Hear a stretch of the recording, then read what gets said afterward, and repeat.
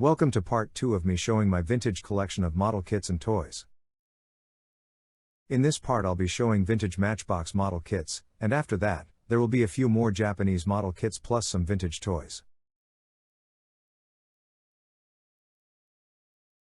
Here is the showcase with the Matchbox model kits. These were divided into several ranges. This Hawker Hurricane in 1/72nd scale was from the purple range, which was the range with the smallest models. This kit is from 1973, and in the 70s, the box artwork was always full of action. This was the reason that these kits were quite popular.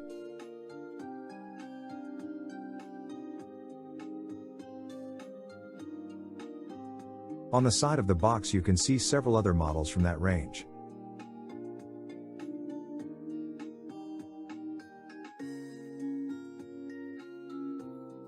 On the other side you could see what the model would look like without painting, because the parts of every model was molded in multiple colors. Later, the boxes were redesigned, and they could then only be opened from the sides. Let's open the box. The kits from the purple range had parts that were molded in 2 colors. This was done so that younger children didn't have to paint the model. This model was molded in brown and light beige.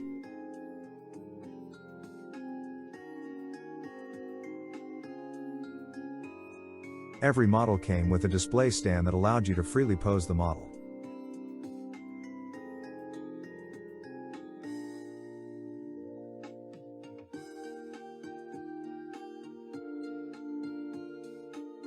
The parts were of very high quality, albeit a bit crude sometimes, but the pilot figure was actually quite detailed.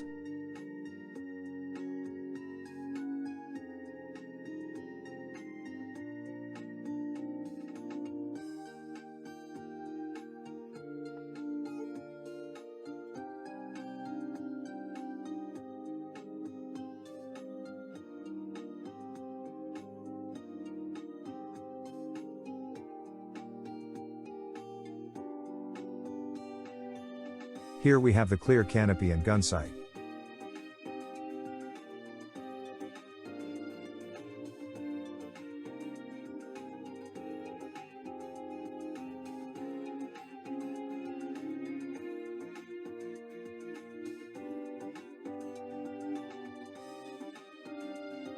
On the frame with the wing parts, you can see optional parts for a retracted landing gear.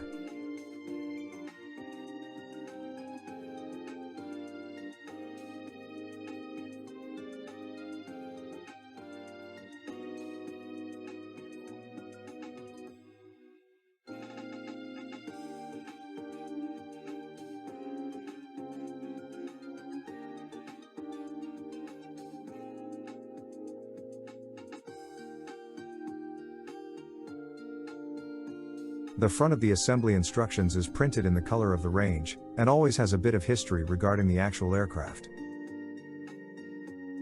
The assembly is pretty simple and well explained, so it is unlikely to mess up.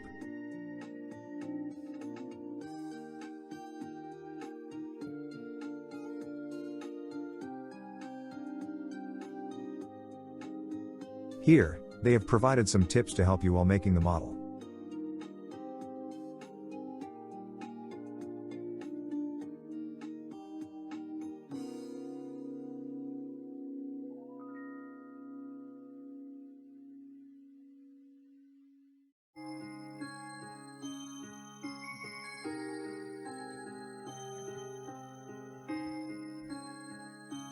On the inner box, there is a so-called mini paint plan. Here is shown how to correctly paint the smaller parts and other sections during assembly.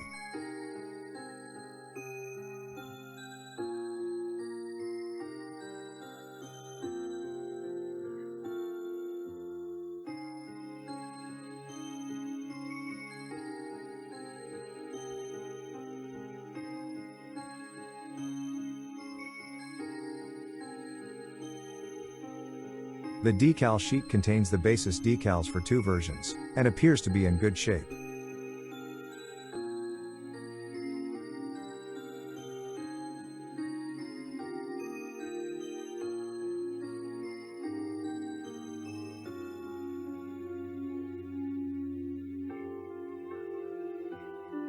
Let's put the contents back in the box.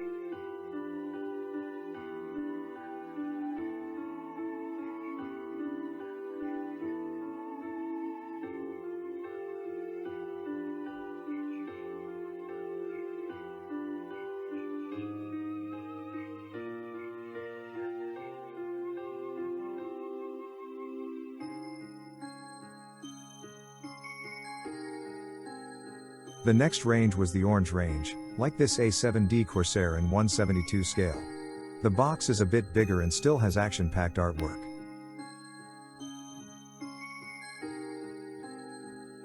Here are a few other models from that range.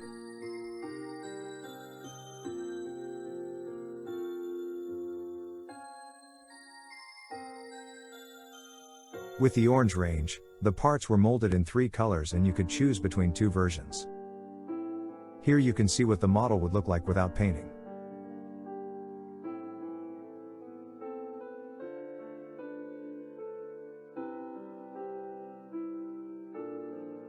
This box type was of the redesign type, which could be opened on both ends. The biggest redesign feature, however, was the introduction of a window at the back of the box. This way you could actually see the colored parts without opening the box. The aircraft of the orange range also had a display stand like the purple range, only a bit bigger.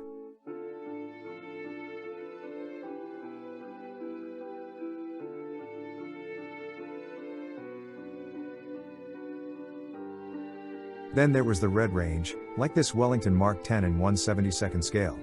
This was the range reserved for the bigger twin-engined aircraft. As you can see, the artwork didn't shy away from portraying explosions.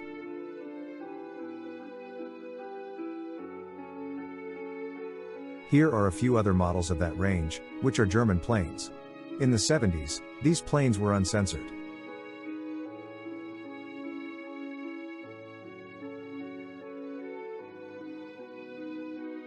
Like with the orange range, the red range models had parts in 3 colors.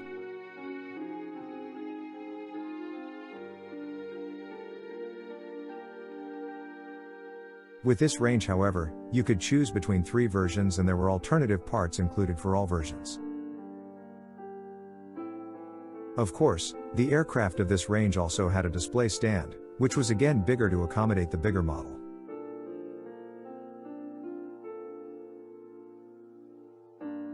The main drawback of this box type was that it was less sturdy though.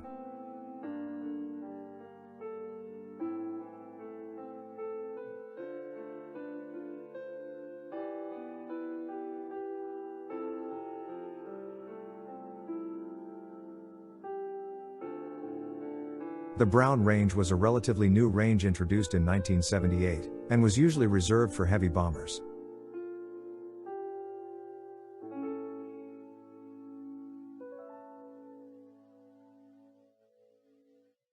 Like with the red range, the models of this range had parts in 3 colors, and you could make 3 versions.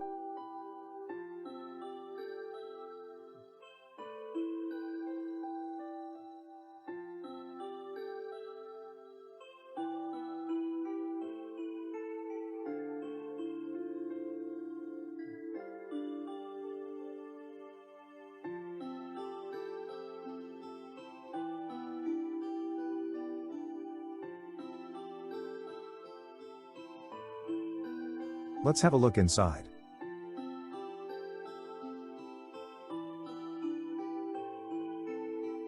Like all Matchbox models, the parts were quality engineered.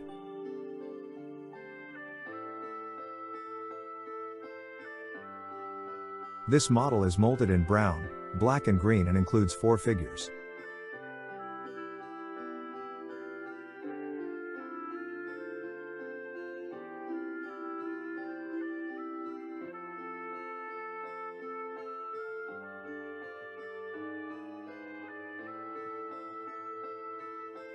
The clear parts are rather thick, but the quality is pretty good.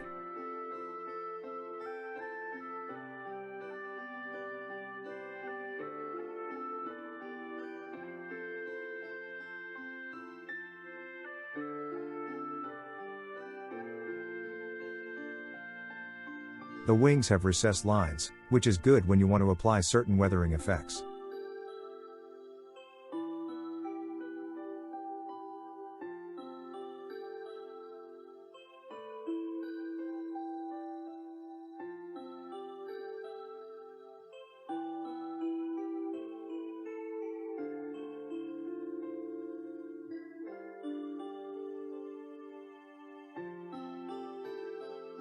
The color plan and the assembly instructions are two separate sheets.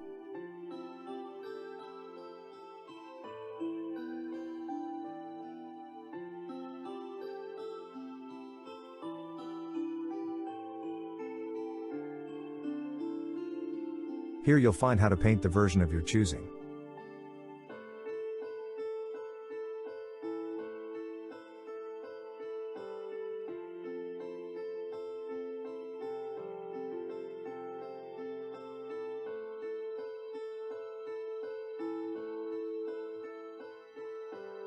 And here the assembly is illustrated in Matchbox fashion. There aren't many internal details, as this is a model purely for its outward appearance.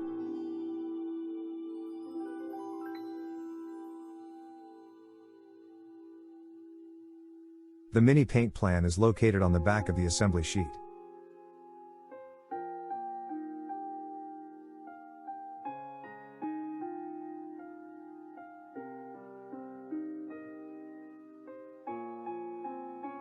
The decal sheet still has its protective paper cover.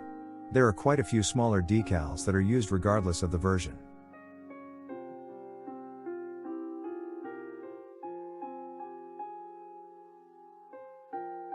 The piece of cardboard is there to hold the frames into place.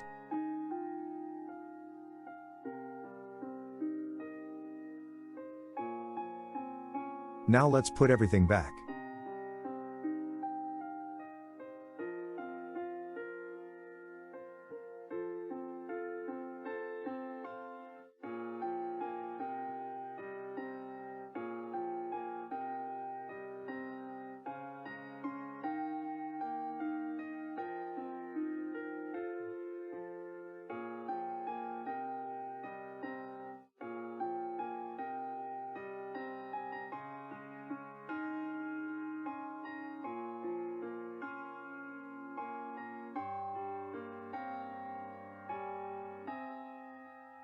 The purple range also included military models.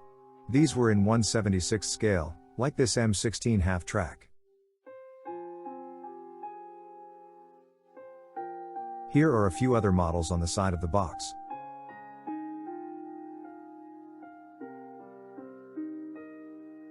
There were two versions that could be made.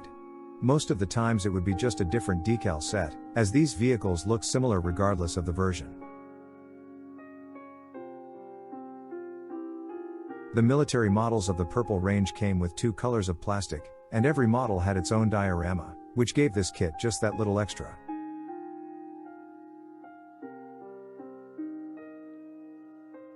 And these kits also had window boxes, so you could see the parts.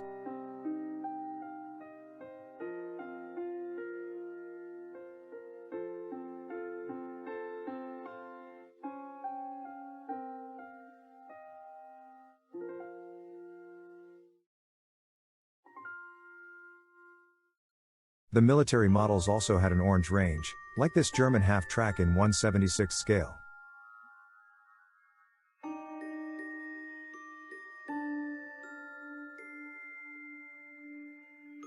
These kits had usually 2 or 3 additional smaller items. In this case, there was also a 7.5 cm gun and a BMW motorcycle with sidecar in this kit.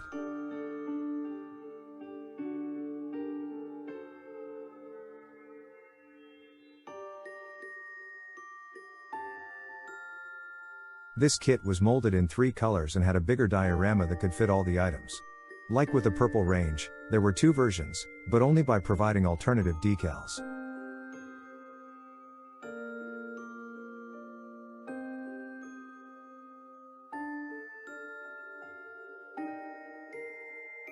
This kit is also uncensored, because it wasn't perceived as a problem to portray German military vehicles like that.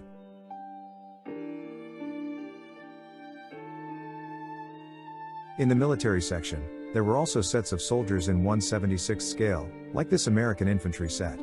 This was the yellow range, and each set contained 49 or 50 pieces, including a few accessories. The various poses were shown on the sides of the box.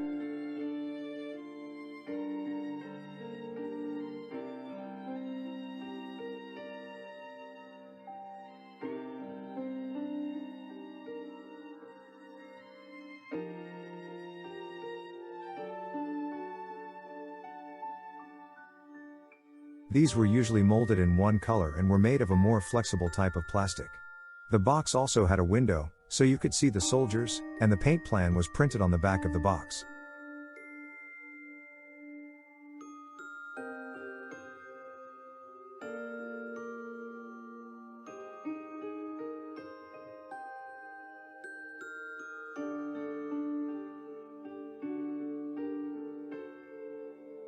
Matchbox also had several ship models in 1/700 scale. These were all waterline models, where only the part of the ship above water can be seen. The purple range were usually the destroyers, like this German Narvik class.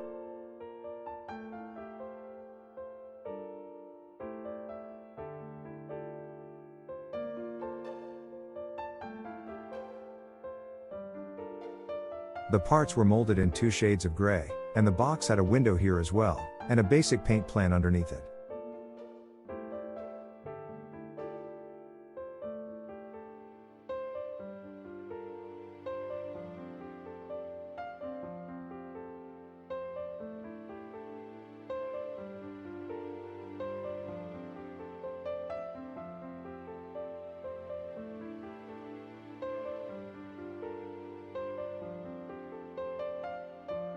In the orange range were mostly battlecruisers or small battleships in 1/700 scale, like this Admiral Graf Spee.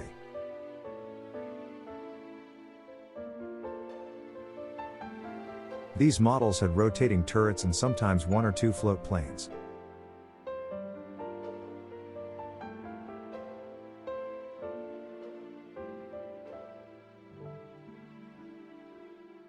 The parts were molded in 2 shades of gray, and like with the purple range, there was a window on the back of the box and a basic paint plan.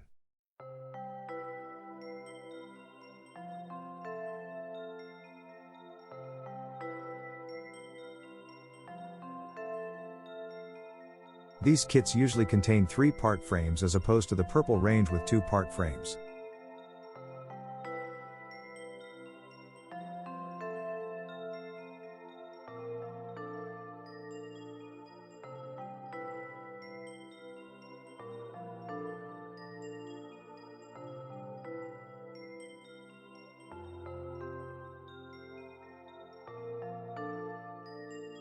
A later addition was the blue range in 1/700 scale, which had only 2 kits, the Bismarck and this one, the Duke of York.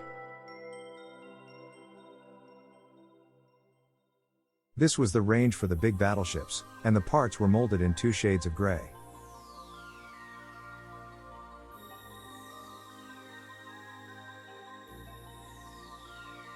Here, a number of black dots indicated how difficult the kit was. 1 dot was easy, 2 dots was medium, 3 dots was advanced, and 4 dots was complicated.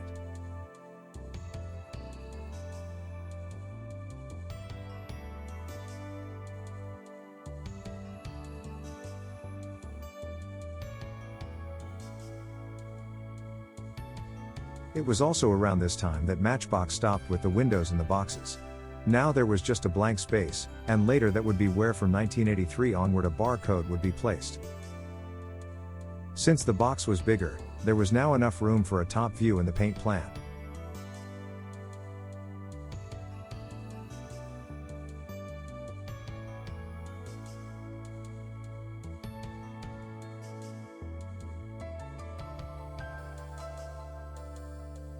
The blue range also had a selection of classic sports cars and racing cars, like this Bugatti Type 59 in 1/32 scale.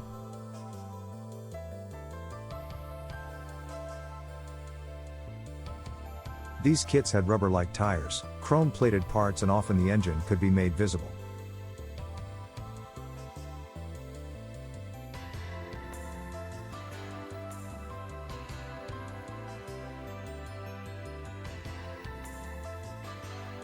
Here are a few other kits from this range.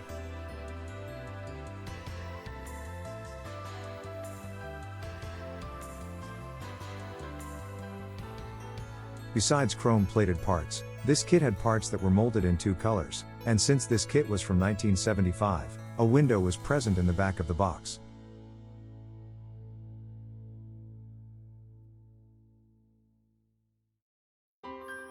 Unlike the previous kits, these models actually looked good without painting.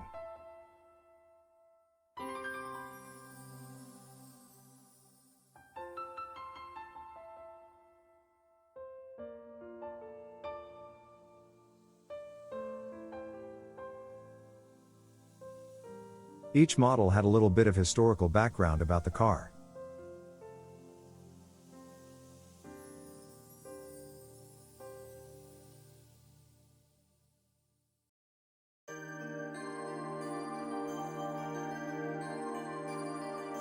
The last Matchbox kit is a Spitfire Mark 22-24 in 1/32 scale from the Green Range.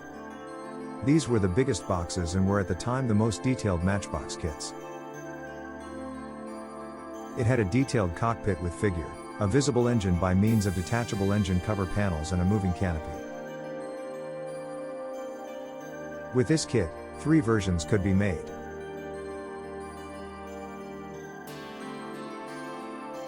The parts of this kit were molded in black and 2 shades of gray.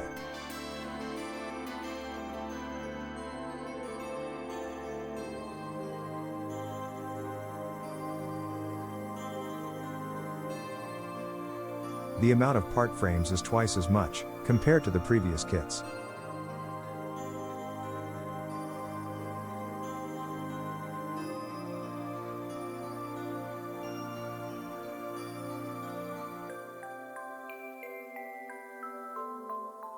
This kit also has removable panels to show the ammunition belts for the wing-mounted cannons.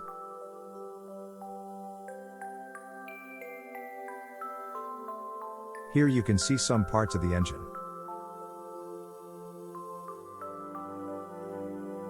Here are the clear parts with the canopy and the cockpit bulkhead. Here are the fuselage parts. Notice that with one of the fuselage halves there is a space for a panel that is open to allow better entrance to the cockpit.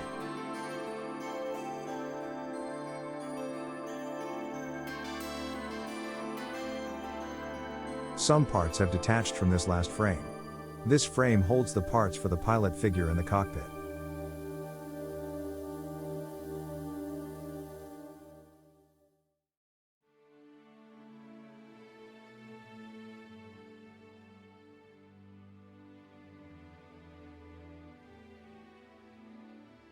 Like with the Brown range, there are separate instruction sheets for assembly and painting. On one side of the painting sheet are the paint plans for all 3 versions.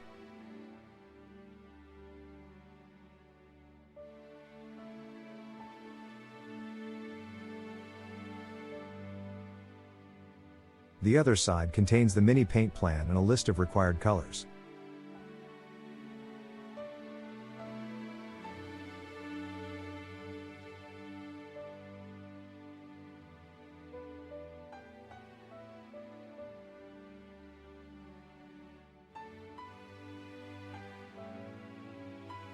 The assembly sheet shows the assembly steps quite clearly, so there shouldn't be any problems here.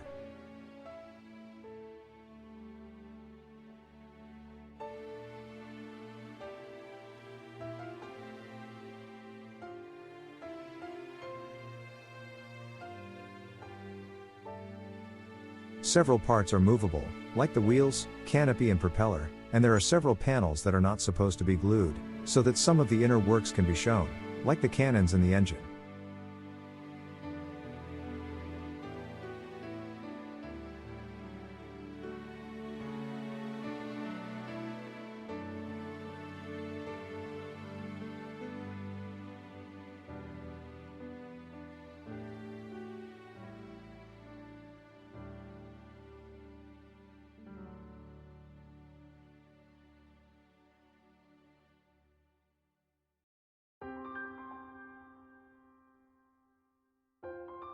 Here we have the decal sheet with its protective paper. It is old, but the condition appears to be good.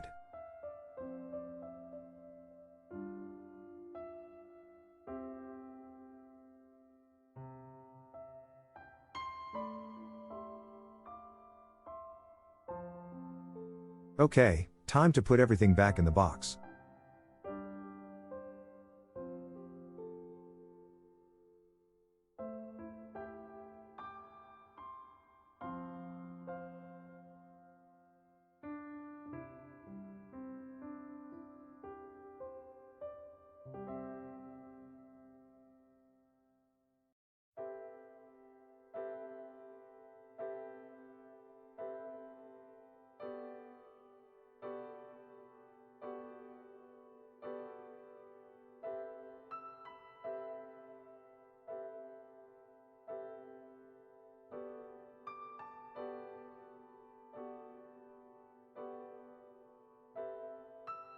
Now we come up to the final part, where we take a look at several more vintage Japanese model kits and several vintage toys. First, we have this space research team Skyhawk from Doyusha. It is a small science fiction kit from the 60s. On the sides of the box we see several other kits from this series.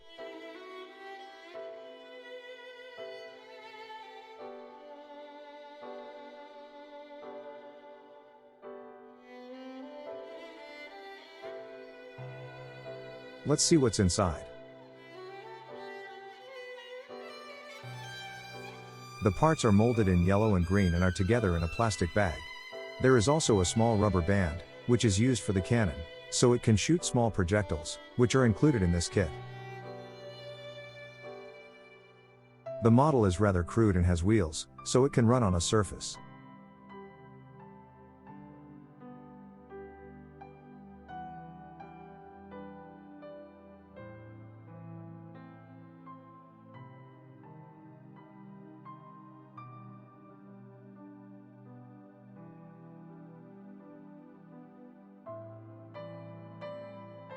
The assembly instructions are printed on the back of the box lid, and as you can see, it is a simple kit.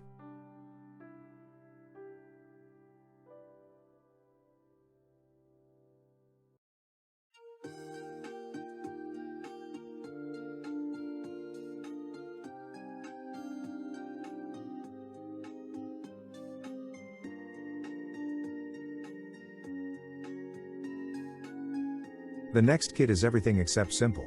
This is a Yamaha YDS-1 high-tech model in 1/12 scale from Gunze Sanyo, and it's from 1986. It has both plastic and metal parts, and photo-etched parts as well.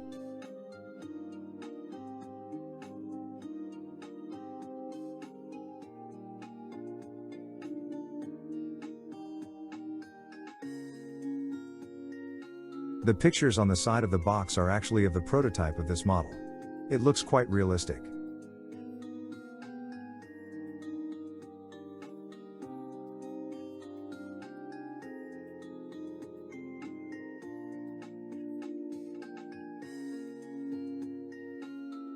Let's have a look at the contents.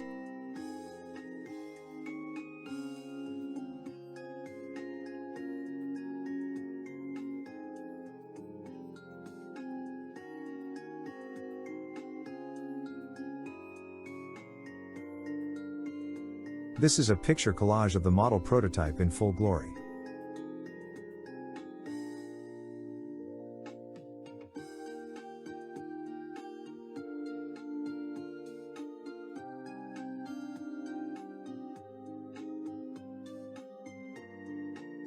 Then there are the assembly instructions, which consist of 2 parts. The first sheet contains a parts list and what kind of tools are needed.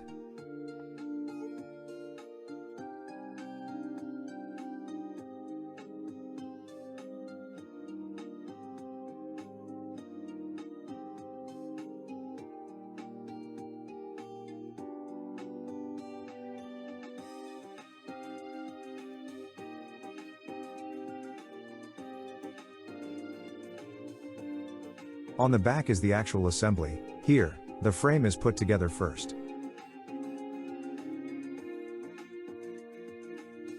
It looks like the spokes have to be applied one by one. Luckily, there are pictures of how this is done.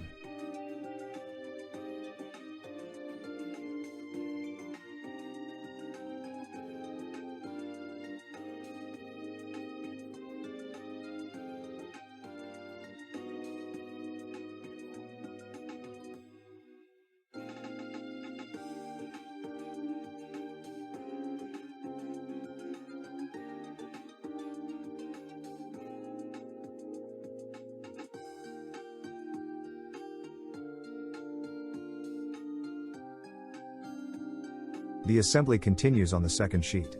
Step by step, the model is put together, but it requires quite a bit of experience.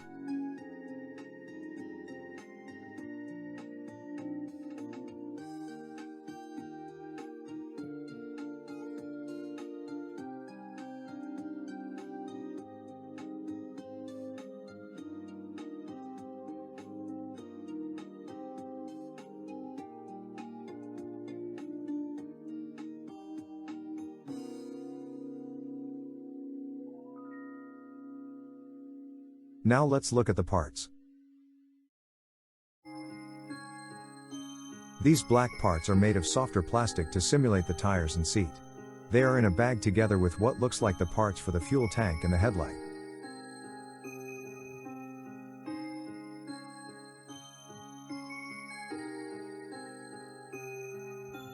Here are several metal parts in separate small plastic bags.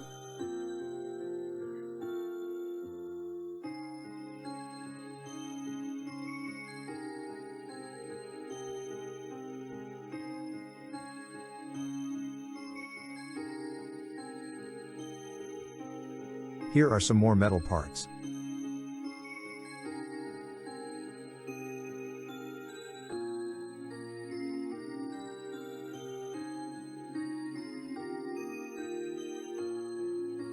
Here is a bundle of steel wires, which is used for cables.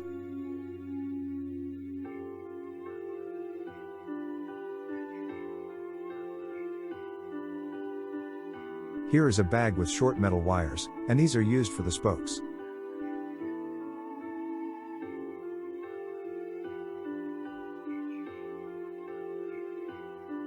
A significant part of the model is made out of metal.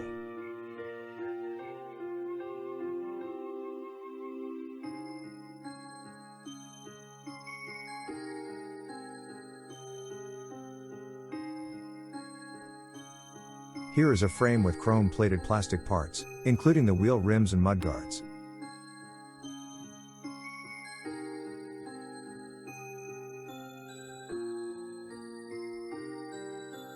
This thick metal rod is likely to be used for the axles.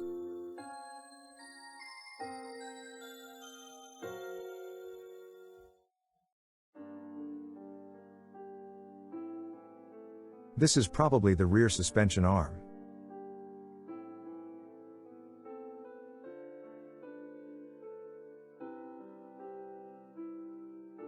Here are the photo-etched parts, which are used for the engine and drive chain.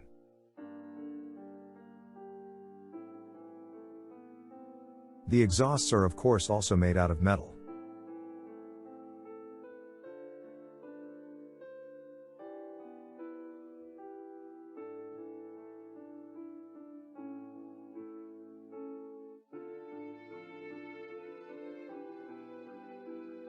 This bag contains some vinyl tubing and several small rivets.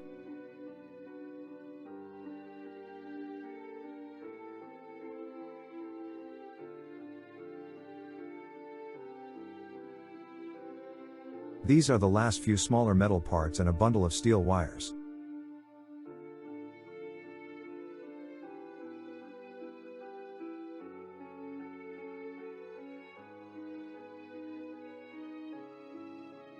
This is clearly a complicated model, absolutely not for beginners, so let's put the parts safely back in the box.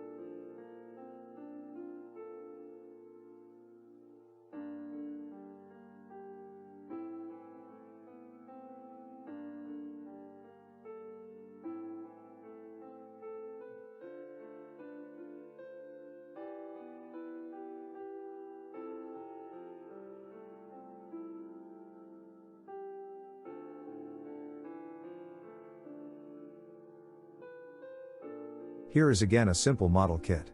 It is a so-called Canon-based CX from Aoshima. It is from the 1970s and is from the Super Mini car series. On the side of the box are a few other kits from that series.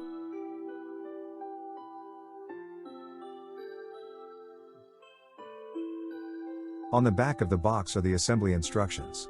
This model has a cannon with a coil spring inside, which shoots a small fighter jet.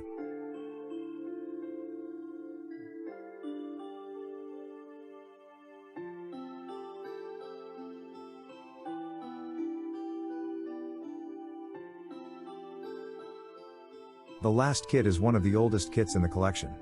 It is a 1/1000th scale model of the Japanese destroyer Fubuki. It is from the vintage brand ASK and is from the 1960s.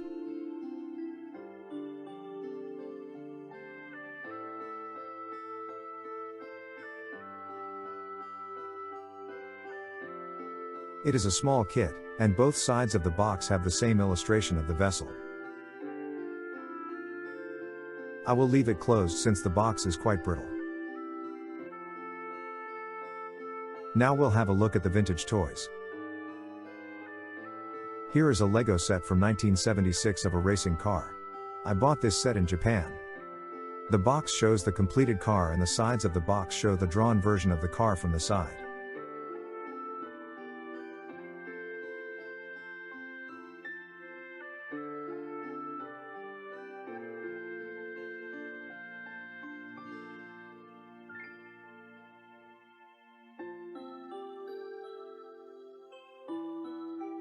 The other side of the box shows the completed car from the other side. Back in the day, Lego sets weren't specialized like modern sets and the possibilities were endless.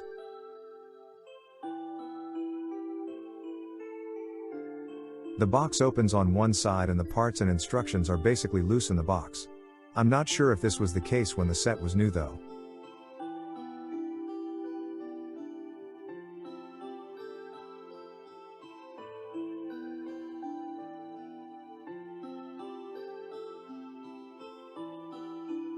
Next is a Playmobil clicky set of a man with umbrella from 1975.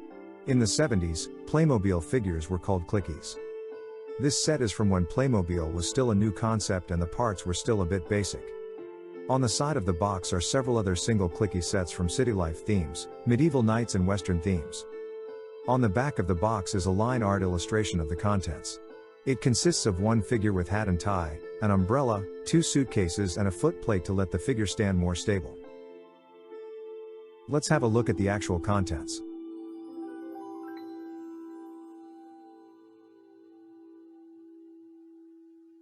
Every set came with a small folding brochure with several sets that were available at the time. When we fold it open we see several single figure sets. On the other side are a few bigger sets of city life, western and medieval themes.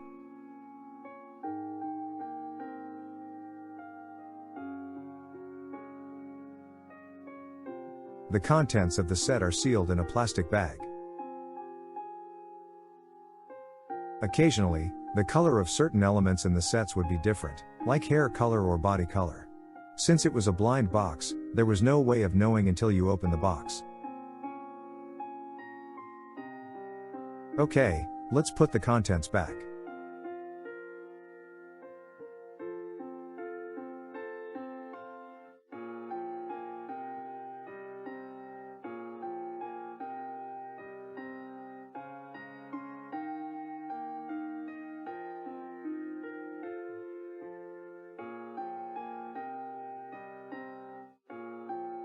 There are a few die-cast model cars next.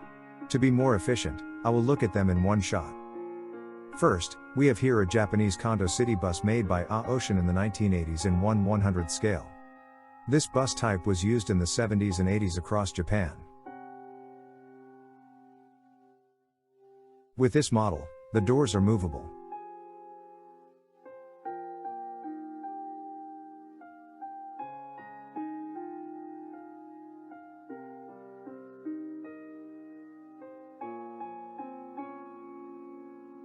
At the back of the box is shown in what area of Japan this bus could be found.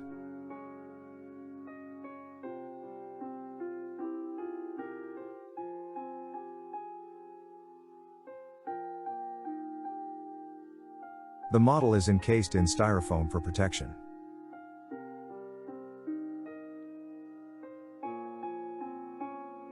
Next is a Nissan Silvia from Tomica in 1/59th scale. It was released in 1989. Unlike many other Tomica toy cars, this one was actually made in Japan.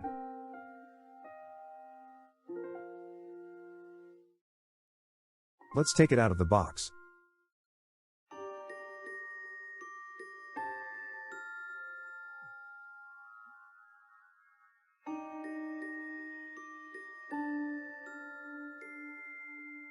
The car has opening doors and it has fast wheels, so it is comparable to Hot Wheels or Matchbox superfast toy cars from that time period.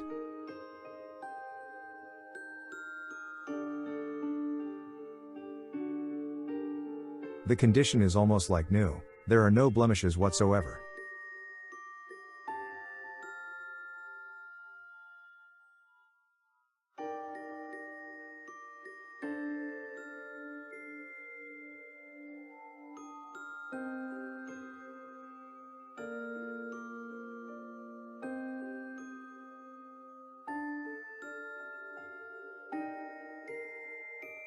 Here we have a Mercury commuter from the Matchbox Superfast series.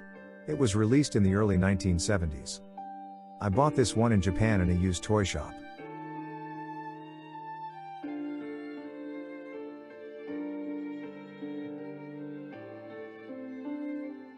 The design of the box is very typical of the 70s.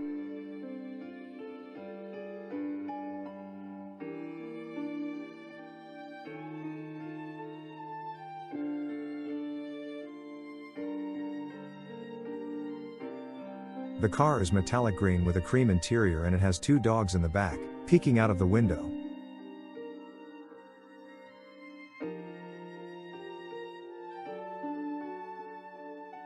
There are no opening doors, but it has special wheels that make it run quite fast on tracks.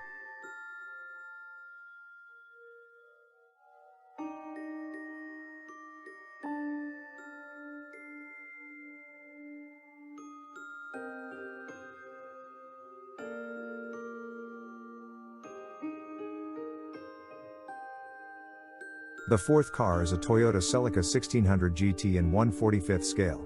It was made for Tomica's Dandy series, which was a higher quality series of bigger die-cast model cars. It was released in the 1970s.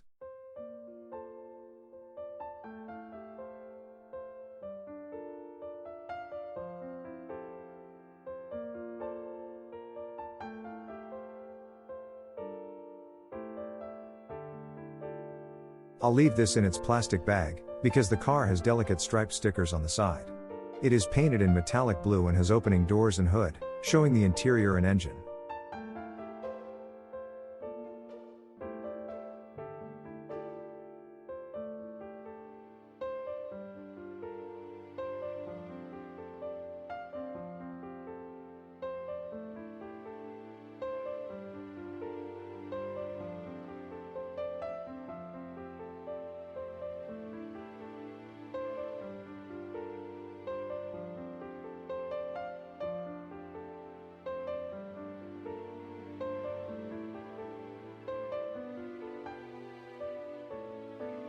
The last toys are original Generation 1 Transformers from the 1980s.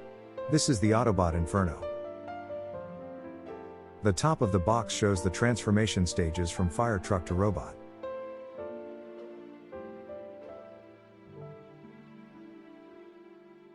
The bottom of the box shows both configurations.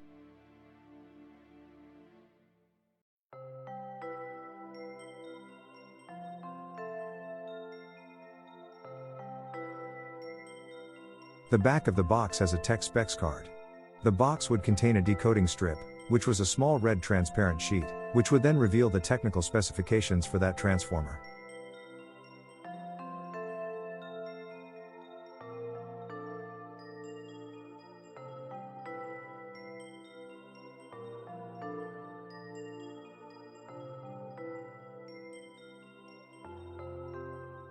This box is still sealed and you can tell it's an original, because the thin grid lines in the yellow background can be seen. With bootleg versions, these lines are absent there. I used to have one of these when they came out, so it's quite nostalgic.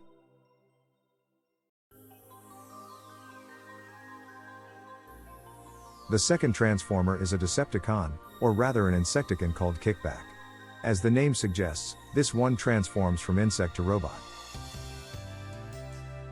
Like with the Autobot, the box top shows the transformation stages.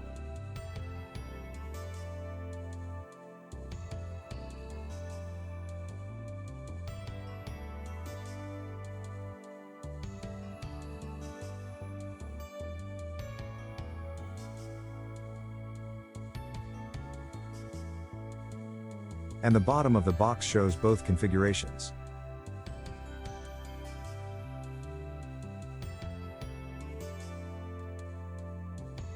This one also has its own tech specs card.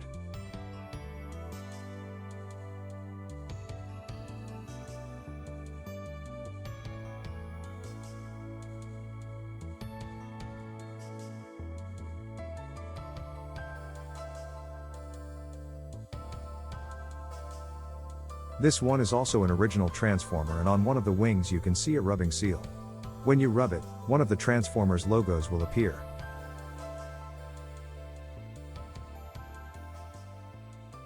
And with the transformers, the review has been completed.